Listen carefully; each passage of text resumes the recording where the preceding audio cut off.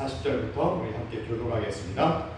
이 말씀을 들은 무리 중에서 어떤 사람은 이 사람이 참으로 그 선지자라 하며, 어떤 사람은 그리스도라 하며, 어떤 이들은 그리스도가 어찌 갈릴리에서 나오느냐. 성경에 이르기를 그리스도는 다윗의 씨로 또 다윗이 살던 마을 베들레헴에서 나오리라 하지 아니하였느냐 하며, 예수로 말미암아 우리 중에서 청년이 되니 그 중에는 그를 잡고자 하는 자들도 있으나 손을 대는 자가 없었더라. 아랫사람들이 그의 사람들과 바리새인들에게 오니 그들이 묻되 어찌하여 잡아오지 아니하였느냐. 아랫사람들이 대답하되 그 사람이 말하는 것처럼 말한 사람은 이때까지 없었나이다 하니, 바리새인들이 대답하되 너희도 미혹되었냐. 당국자들이나 같이 있습니다. 당국자들이나 바리새인 중에 그를 믿는 자가 있느냐. 네. 여러분 반갑습니다. 여러분에게 있어서 예수님은 어떤 분이세요? 먼저 인사할까요? 인사해야지 얼굴이 밝아지시더라고요. 우리 여러분 인사합니다. 예수님을 만납시다라고 인사하죠. 예수님을 만납시다. 예수님을 만납시다. 예수님을 만납시다. 여러분에게 있어서 예수님은 어떤 분이세요? 나에게 있어서 어떤 분이신가? 한번 생각해 봤으면 좋겠습니다. 예수님을 인격적으로 만난 사람, 그리스도를 나의 주인으로 삼는 사람, 그 사람의 고백은 이런 거예요. 정말 주님 같은 분은 안 계시다. 주님 같은 분은 없다.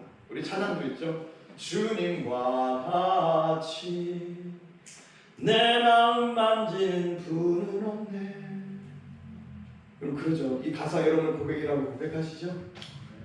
주님 같은 분 없어요. 주님처럼 주님같이 나의 마음을 만져주시는 분 없어요. 여러분 솔직히 까놓고 한번 얘기해 봅시다. 남편이 내 마음 만져주는가요? 대답이 없으신 거 보니까 안 만지시는 것 같아. 우리 선배들끼리 남자분들이 이러면 남편들이 이러면 안 되는데, 그럼 뒤집어서 내 아내가 내 마음 정말 깊은 곳까지 만져주더라고요. 저도 솔직히 조금 그러면 자식이 내가 그동안 자식을 키우면서 애쓰고 수고했던 수고를 알아주던가요? 저는 오늘 주일 낮에 설교하면서 마음을 만지라고 그랬잖아요. 내 마음. 정말 수고 많았겠구나, 힘들었겠구나 하면서 제 마음이 만지더라고요. 여러분 자식들 키우면서 얼마나 수고 많았습니까? 자식들 키우기 위해서 직장에서 사업장에 현장에서 얼마나 애쓰고 수고 많았습니까? 그 마음 저희는 아직 아이들은 어리지만 지금까지 목회하면서 부교육자 생활, 시골교회에서 또 부모배들교회에서 이런 부교육자 생활하는 동안 정말 애썼다. 정말 고생 많았겠구나. 그런 주님의 그런 마음이 느껴지더라고요. 그런데 자식들이 그걸 알아주자는 거예요. 자식들이. 근데 우리 애들을 보면요 가끔 알아주더라고요. 엄마가 딱 들으면, 아빠가 딱 들으면 아버지 안녕 다녀오세요 그러면서 엄마가 좀 힘들어하면 엄마 많이 힘들지? 엄마 힘들지? 공감 능력이 뛰어나요. 그 말 한마디에, 그 마음을 만져주는 그 말 한마디에 참 사람이 피곤함이 사라지더라고요. 그런데 우리 자식들이 그 부모의 마음을 알아주냐는 거예요. 나를 위해서 진짜 땀 흘려 직장에서 사업의 현장에서 애쓰고 수고하는 마음을 알아주냐는 거예요. 사실 저도 자식 낳고 키우기 전까지는 저희 아버지의 수고를 잘 몰랐거든요. 아버지가 아침 일찍 나가셔서 전라북도 도청 구두방에서 애쓰시고 수고하시면서 구두를 막 다른 사람이 신을 구두를 순수 만드시면서 본드 냄새 맡아가면서 그 수고와 노고를 옛날에는 잘 모르겠더라고요. 근데 아이를 키워보니까 나를 위해서 우리 어머니 아버지가 그렇게 한평생을 탁 바치셨구나라는 그 감사의 마음이 들더라고요. 여러분, 그런데도 자식은 부모의 마음 잘 모릅니다. 그러면 누가 다 하시는 거예요. 주님 같은 분은 없다는 거예요. 주님같이 내 마음을 만져주시는 분은 없다는 겁니다. 그리고 예수님을 진짜 만난 사람은 내가 정말 내게 있어서 주님 같은 분은 없다라는 아마 고백이 나올 겁니다. 우리가 인생을 살면서 하나님을 기뻐하고 환영하고 감사하는 마음을 품으면 이런 마음이 치유되는 거예요. 힘들고 어려워도 힘들었지라고 하는 자식의 말 한마디에 부모의 피곤이 싹 사라지는 것처럼 힘들었지 여기까지 잘 왔다 고생이 많았지라는 주님의 만져주심을 경험하면 어때요? 그때부터는 풍성한 삶을 누릴 수 있는 거예요. 그런데 여러분, 사람은 누군가 자신을 의심하고 비판하면요 마음의 문이 닫아버립니다. 여러분, 남편도요 아내가 나를 비판하면 마음의 문이 닫히는 거예요. 반대로 믿어주고 환영해주고 격려해주면 마음 문이 활짝 열리고요 그때부터는 대화가 되는 거예요. 하나님도 마찬가지입니다. 우리가 하나님을 기뻐하고 환영하면 하나님께서도 마음의 문을 다 열고 계시잖아요. 누구의 문제예요? 내 마음을 여느냐 안 여느냐가 문제인데 하나님을 내가 기뻐하고 환영하면 내 마음의 문을 다 하나님도 열어주시고요 풍성하게 그 마음에 풍성하게 하나님께서 채워주신다고 하는 것입니다. 자, 그런데 성경을 보면 많은 사람들이 예수님을 거부합니다. 오늘날도 마찬가지죠. 얼마나 많은 사람들이 예수님을 거부합니다. 예수님께서는 언제 어디서나 사람들에게 논쟁을 불러일으켰습니다. 그런데 예수님에 대해서 사람들이 논쟁할 때마다 예수님께서는 놀라운 말씀을 전해주세요. 누구든지 목마르거든 내게로 와라. 내가 너희를 쉬게 하리라.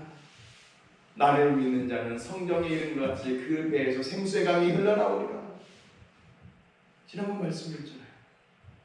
예수님은 자신을 비판하고 조롱하는 사람들에게 어떤 마음을 가지고, 여러분 누가 나를 비판하고 조롱하면 어떻습니까? 어때요? 내 마음이 다쳐버리잖아요. 그러나 예수님께서는 자신을 비판하고 조롱하는 사람에 대해서 적대적이게 대하셨습니다. 그 대신에 하나님의 말씀을 가르쳐 주시고 그 대신에 생명의 떡을 주시는 거예요. 생수를 주시겠다고 약속하셨습니다. 그래서 예수님께서는요 많은 사람들의 조롱과 비판 속에서도 당신이 가야 될 길을 묵묵히 그냥 다 가시는 거예요.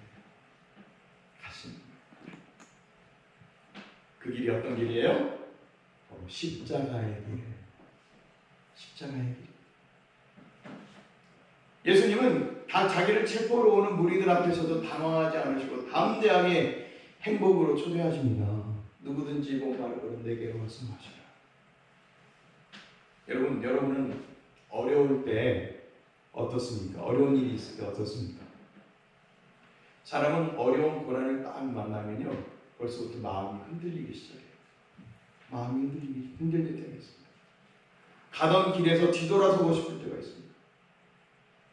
하지만 처음의 길을 계속 걸을 수 있는 것은 내가 정말 이 길을 가야 된다고 생각하고 결정하고 신앙의 길, 믿음의 길로 쭉 갈 수 있는 것은 내 의지가 아니라 하나님의 은혜라고 하는 거예요. 여러분의 인생의 길을 이렇게 뒤안길을 한번 되돌아보세요.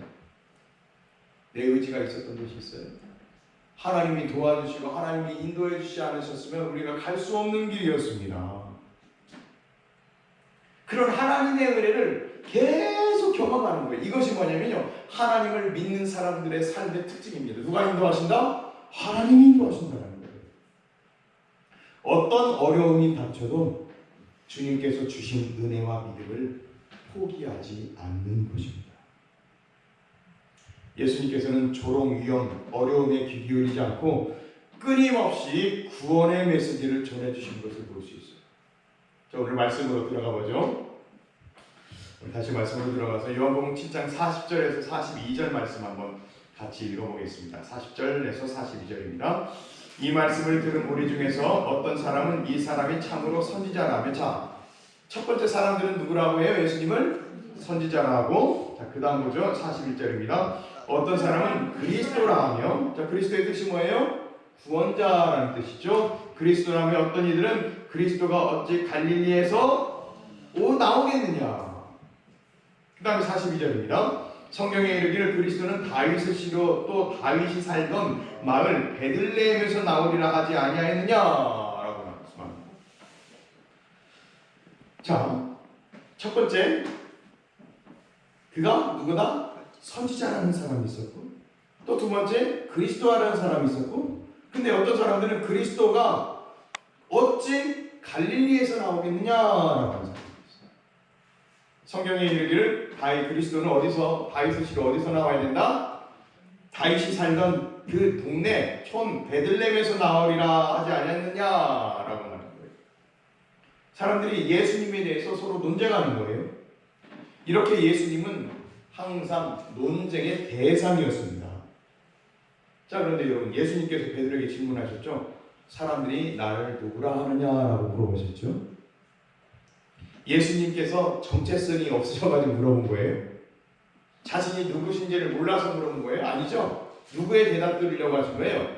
베드로의 자신의 제자 베드로의 대답을 듣기 위해서 질문하신 거예요. 베드로의 고백을 듣고 싶어 하셨습니다. 그런데 베드로는 사람들의 반응에 대해서 얘기했죠. 어떤 자는 선지자라고 말합니다. 그렇게 대답을 합니다. 이때 예수님께서 베드로에게 그럽니다. 너는 다른 사람 얘기 말고 너는 나를 누구냐 하느냐라고 예수님 물어보십니다. 그래서 예수님의 관심은요, 베드로가 직접 고백하는 그 믿음의 상태를 보기 위해셨어요. 듣기 위하셨습니다. 다른 사람이 아니라 베드로가 직접 고백하는 그 믿음을 보시기를 원하셨다는 거예요.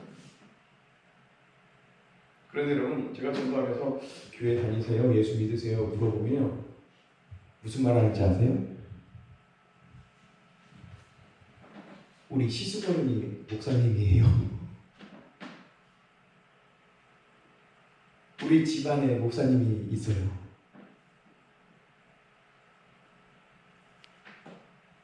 우리 친척이 목사님이에요. 저 어디 서울에서. 지금 누구 물어본 거예요? 당신 예수님 믿으십니까? 교회 신앙생활 하십니까? 물어봤는데 자기는 얘기 안 하고 누구 얘기하는 거예요? 우리 형님이 목사님이에요. 여러분, 제가 그 사람이 신앙생활 하는지 안 생활하는지 안 하는지를 물어본 것이지 다른 사람 이야기 듣고 하지 않은 것이 아니에요. 그런데 사람들은 뭐예요? 자기는 예수님을 안 믿으면서도 친척 쪽에 누구 있으면 막 자랑하는 거예요. 그게 뭐예요? 예수님께서는 다른 사람의 얘기가 아니라 다른 사람의 고백이 아니라 여러분 각 개인의 고백을 친히 듣고 싶어 하십니다. 여러분이 고백하죠. 주는 구원자시요 살아계신 하나님의 아들입니다. 이 고백이 분명히 있습니다. 방금 읽었던 요한복음 7장 40절에 42절 말씀은 세 부류의 사람들을 소개하고 있습니다. 첫 번째는 예수님을 선지자라고 말합니다. 어떻게 보면 예수님을 정말 높게 평가하죠. 와, 구약에서 선지자는 어떤 사람이에요? 하나님과 대면한 사람들 아닙니까? 하나님의 말씀을 그대로 이스라엘 백성들에게 전한 사람 아닙니까? 높은 평가예요. 이렇게 예수님을 높이 평가한 사람들이 있었습니다. 그런데 바른 평가예요? 아니죠. 자, 두 번째는 41절에 보면 예수님을 그리스도라고 생각하는 사람들이 있습니다. 그런데 이들을 살펴보면 예수님을 그리스도라고 구원자라고 말하면서도 마음에는 받아들이지 않는 거예요. 받아들이지 않는 거예요. 교회 다닌 지 10년 되었는데도 하나도 안 변하는 사람이 있어요. 물론 변할 때가 있겠습니다만 우리 주위에도 예수님을 믿고 교회 다니지만 절대로 변하지 않는 사람들이 있습니다. 하나님, 예수님, 성경도 다 믿지만 결국 자신의 삶과 하나님의 말씀을 적용하지를 못하는 거예요. 연결시키지 못합니다. 이런 사람들이 있습니다. 세 번째는 예수님에 대해서 부정적으로 말하는 사람입니다. 42절이죠. 41절부터 42절이죠. 이는 그리스도가 어찌 갈릴리에서 나오겠느냐. 성경의 이름, 여기서 말하는 성경 미가서거든요. 성경의 이름을 베들레헴의 다윗이 시로 또 다윗이 살던 마을 베들레헴에서 나오리라 하지 아니하였느냐라고 말하는 사람. 자, 이 사람들은 미가서 말씀을 알 정도로 성경에 대해서 해박한 지식을 가지고 있어요. 메시아 사상을 분명히 알고 있어요. 왜냐하면 이스라엘은 다 메시아 사상 가지고 있거든요. 지금도 메시아 사상을 가지고 있어요. 미가서를 잘 아는 사람들입니다. 그래서 어떻게 예수가 갈릴리에서 나오겠느냐라고 하는 거예요. 분명히 미가서에 베들레헴에서 나온다고 했는데 갈릴리에서 어떻게 예수가 나오겠느냐라는 거죠. 뭘 몰라요, 이 사람들이? 예수님이 어디서 태어난 걸 몰라요? 베들레헴에서 태어난 걸 모르고 예수님이 그냥 예수님의 고향 갈릴리만 생각하는 거예요. 그래서 예수님이 베들레헴에서 태어났음에도 불구하고 그걸 모르고 예수님의 고향을 가리키면서 어떻게 그가 구원자라면, 구세주라면, 메시아라면 갈릴리에서 나오겠느냐? 분명히 베들레헴에서 나오겠는데 성경을 잘 알고 있으면서도 예수님에 대해서 잘 모르는 겁니다. 한마디로 종교적인 지식도 있는데 예수님을 부인하는 사람이죠. 그렇다면 정말 예수님을 만난 사람은 어떤 사람일까요? 그것은 바로 예수님이 하나님의 아들이고 인류의 구원자이심을 받아들이고 환영하는 사람들입니다. 저는 여러분들이 그런 사람인 줄 믿습니다. 여러분의 자녀들 또한 그런 사람인 줄 믿습니다. 그런데 이것만으로 예수님을 믿는다고 말할 수가 없습니다. 왜냐하면 예수님께서 뭐라고 말씀하셨냐면 너희가 하나님을 믿느냐? 귀신도 믿고 떠나느니라고 그러셨거든요. 귀신도 예수님 믿는다는 거예요. 귀신도 믿는다는 거예요. 자, 그럼 예수님 믿는 사람은 어떤 사람입니까? 예수님을 정말 사랑하는 사람이 바로 예수님 믿는 사람. 그냥 머리로 믿는 것이 아니라 정말 가슴으로 예수님을 믿는 사람. 그래서 예수님을 믿는 사람의 두 번째 단계가 뭐냐면 예수님을 사랑하는 거예요. 사랑하는 거예요. 믿음의 단계를 넘어서 그분 없이는 못 산다고 고백하는 사람들. 내가 주님 없이는 못 살아요 하는 고백이 있는 사람들이 예수님을 만난 사람들입니다. 여러분, 사랑한다는 게 뭐예요? 사랑한다는 게 뭐예요? 그 사람 없으면 나 못 삽니다 이거잖아요. 연애할 때 그랬잖아요. 연애할 때 당신 없이 못 살아, 정말 못 살아 그러잖아요. 자기야, 자기 없이는 진짜 못 살아. 자기 없이는 진짜 못 살아. 이런 결혼하기 전에 다 했잖아요. 사랑하는 게 뭡니까? 그 사람 없으면 못 산다는 겁니다. 있어도 살고 없어도 산다면 그것은 진정한 사랑 아닙니다. 여러분, 내 남편 없으면 내가 못 산다.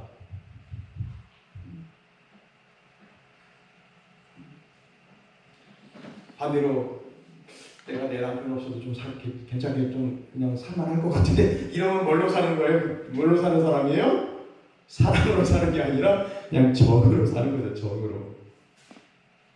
내 안에 없어도 그냥 살 수 있을 것 같은데 그런 사람은 뭘로 사는 거예요? 사랑으로 사는 것이 아니라 정으로 사는 사람이에요. 정으로. 저에게 그렇게 말하는 사람이 있어요. 목사님, 부부가 사랑으로 사는 사람이 어디 있습니까? 10년 부부 생활했는데 정으로 살려고 그런 사람이 있을지 모르겠는데 사랑으로 살아야 되는 거예요. 자, 나는 예수님이 없으면 못 삽니다. 이게 정말 사랑이에요. 나 정말 예수님 없으면 못 삽니다. 이게 사랑이에요. 여러분, 사랑하는 사람의 특징이 뭡니까? 사랑하는 사람하고는요 계속 연락해요. 계속. 저도 결혼하기 전에 보면요, 하루에 몇 번씩 통화를 해요. 제가 결혼할 때 간사님이라고 그러거든요. 서림교회 청년 담당 간사이기 때문에 간사님 오늘 뭐 하셨어요? 간사님 오늘 사연 뭐 하셨어요? 네, 오늘 대학교 캠퍼스 가서 신방에서 애들 만나봤습니다. 애들 만나서 뭐 했어요? 같이 밥 먹고 얘기했습니다. 성경 공부했습니다. 그리고 또 집에 또 가서는 늦게 가서는 또 전화해가지고 또 밤마다 1시간 이상씩 통화하는 거예요. 주 한번 그랬죠. 말을 안 해. 그러니까 사랑한다는 건 뭐냐면 계속 연락을 취하는 거예요. 왜요?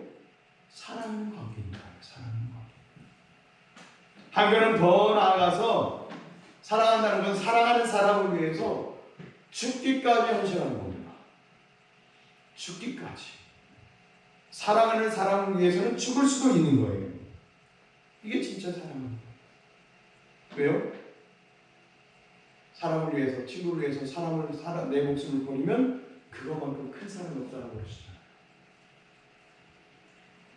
여러분, 우리의 삶에서 예수님을 사랑한다고 하면서도 예수님에 대한 헌신, 예수님에 대한 희생이 없다면 사랑한다고 말할 수 없는 겁니다. 여러분, 주님을 사랑한 사람 중에 향유 옥합을 깨뜨려서 예수님을 자기의 머리칼로 닦아준 여인이 있었습니다. 그런데 그녀를 보면요, 성경에 보면 특징이 있어요. 그 옥합을 깨뜨린 여인을 보면 여인이 말을 하지 않아요. 그냥 예수님께 와가지고 옥합 깨뜨려가지고 향유를 붓고 자기 머리칼, 여자들이 진짜 소중히 여기는 머리칼이잖아요. 그러잖아요. 그 머리칼로 예수님의 발을 탁 닦거든요. 그런데 그 여인이 한마디도 안 해요. 한마디도 안 해요. 그런데 보통 사람은 그러잖아요.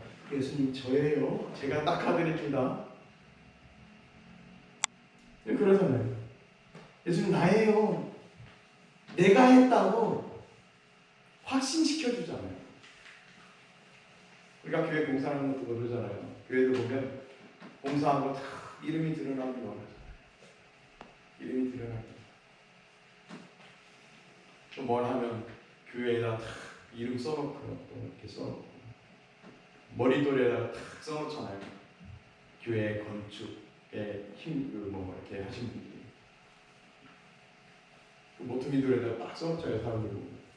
근데 뭐 그 모퉁이들은 누가 모퉁이돌 되신 분이 누가 말이 안 나네. 누가 모퉁이돌이 되신 거예요? 예수님께서 하신 건데 내가 했다고 이름을 써놓잖아요. 예전에 한참 그런 데 많이 있었어요. 교회 건축하고 나면요 밑에다가 탁 써놔요. 목회자 이름 딱 써놓고 누가 건축했다.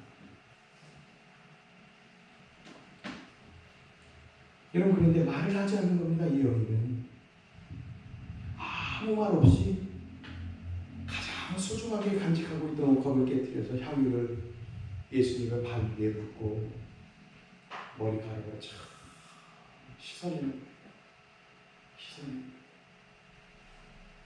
여러분, 그런데 왜 우리는 그분을 위해서 희생하지 못하고 그분을 위해서 죽지 못하는 거예요? 답은 간단합니다. 뭐냐면요, 내가 사랑을 받아본 적이 없기 때문이에요. 여러분, 사랑을 받아본 적이 없으면요 사랑할 줄도 모릅니다. 사랑할 줄도 몰라요. 받아본 적이 없기 때문에 사랑하는 방법을 모르는 거예요. 제가 예전에 그런 사람을 봤어요. 거기가 깨어지더라고요. 왜? 사랑을 받아볼 줄을 모르니까 사랑할 줄을 몰라요. 여러분, 사랑은 받을 만큼 줄 수 있는 겁니다. 사랑을 받아본 적이 없는 사람은 자신을, 타인뿐만 아니라 자신을 사랑할 줄도 몰라요. 자신을 사랑하지 못하면서 다른 사람을 사랑하는 것은 말이 되지 않습니다. 먼저 내가 자신을 사랑한다. 그래, 나는 정말 하나님의 소중한 아이다. 나는 하나님의 소중한 딸이다. 소중한 아들이다. 먼저 나를 사랑해요.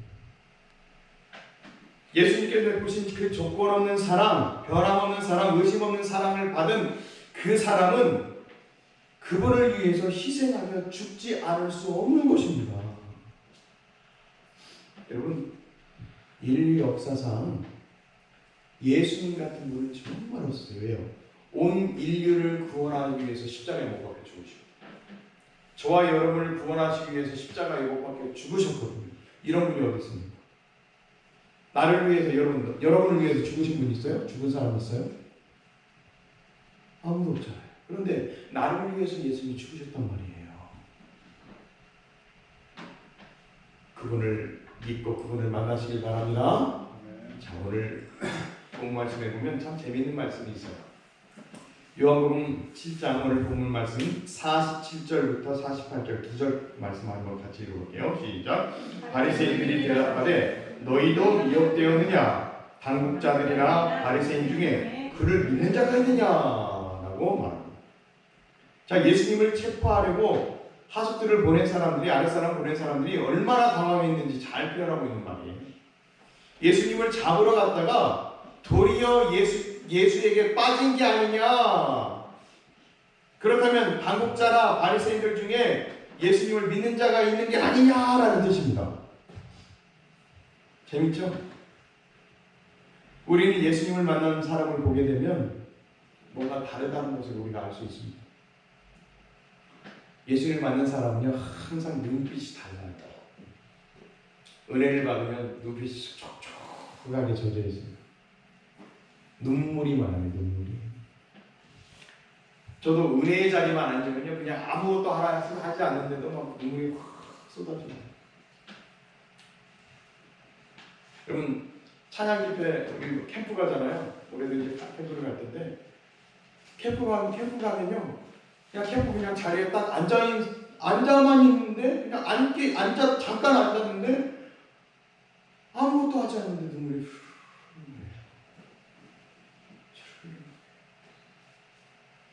은혜의 자리만 앉아있어 눈물이 쫙 흘러나. 우리 수원배들교회를 은혜의 자리로 제가 만들기 위해서 제가 준비한 게 있습니다. 집에도 가져왔어요. 그리고 블루투스 스피커는 아닌데 그 전원 꽂아서 쓰는 거 충전돼야 되긴 하지만 전원 꽂아서 여기도 돌려보래요. 그래서 이게 메모리 카드입니다. 이게 메모리 카드에다가 곡을 한 100 몇 곡을 한 120곡인가 넣었어요. 좋은 찬양을 여기다 다 넣고 평일에 낮에 틀어놓으려고 해요. 들어와서 누구든지 와서 기도할 때 찬양의 은혜 속에 기도하라고. 우리가 1년 365일 24시간 이 예배당 교회 본당문을 열어놓잖아요. 누구든지 와서 기도하실 때 찬양의 은혜 가운데 기도하시라고 찬양이 있는 교회를 만들려고, 은혜의 자리로 만들려고 지금 요걸 가져왔습니다. 들어봤는데 소리 괜찮더라고요. 좀 이 정도 공간을 충분히 울릴 수 있는 그런 괜찮은 소리들입니다. 자, 여러분, 그렇습니다. 예수님을 만난 사람은요, 항상 은혜의 자리만 딱 가서 눈물이 축축 가슴이 뛰는 거예요. 가만히 앉아있지 못하고 막 전도하러 가려고, 여기로 가려고 저기로 가려고 합니다. 복권에 당첨된 것도 아닌데 막 너무 즐거워하는 거예요. 저 사람은 분명히 지금 어려운 일 당했는데 힘들 텐데 웃고 다니는 사람. 이거 미친 사람이라고요? 힘든 일 당했는데 웃고 다니니까 미친 사람이라고요? 아닙니다. 바로 예수님을 만났기 때문입니다. 항상 열등감에 사로잡혀서 남과 비교하면서 남편을 원망하고 아내를 원망하고 자신을 원망하고 나에게 해를 입힌 친척들을 원망하고 살았는데 어느 날 그 사람의 얼굴에 웃음이 가득하고 기뻐하는 모습이 딱 있어요. 그 사람이 바로 예수님을 만난 것입니다. 여러분, 예수님을 만나면요, 모든 사람이 용서가 돼요. 모든 사람이 용서가 돼요. 예수님 만나면. 왜요? 예수님께서 내 죄를 용서해 주셨잖아요. 예수를 만나면 나에게 해를 입히고 나에게 경제적인 손해를 준 지적도 다 용서가 되는 거예요. 용서가 되는 거예요. 왜요? 예수님 때문에 용서가 되는 거예요. 결론 말씀드립니다. 사랑하는 여러분, 예수님을 만난 사람으로 이 세상을 살아가시는, 기쁨으로 감사함으로 살아가시는 저와 여러분 되시기를 주님의 이름으로 축원합니다.